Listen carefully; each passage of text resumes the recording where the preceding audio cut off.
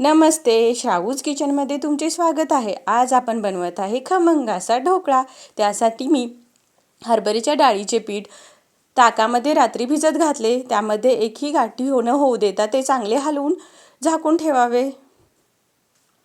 सकाळी उठल्यानंतर तुम्ही बघू शकता छान असे ते पीठ फुगलेले आहे. ते चांगले हलवून घेऊन त्यामध्ये मी हळद आणि चवीनुसार मीठ घातले. ते चांगले हलवून घेऊन त्यामध्ये मी बारीक केलेली साखर घातली आणि थोडासा खायचा सोडा घालून ते चांगले हलवून घेतले. ताटाला तेल लावून आपण तयार केलेले पीठ त्यामध्ये ओतले. इकडे मी पाणी उकळत ठेवलेले आहे. ते पिठाचे ताट आपण त्या पाण्यावर ठेवून छान अशी वाफवून घेऊ. इकडे मी फोडणीची तयारी केली. तेलामध्ये जिरे, मोहरी, हिंग घातले.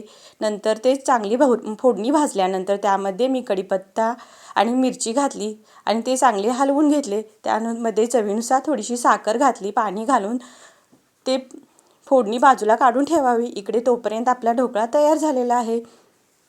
तो काढून घेऊ. आपण तयार केलेली फोडणी त्या ढोकळ्यावरती घालून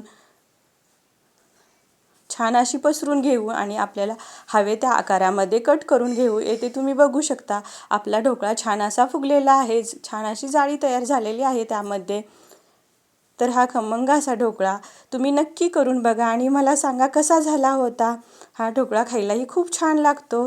तर नक्की करा. धन्यवाद.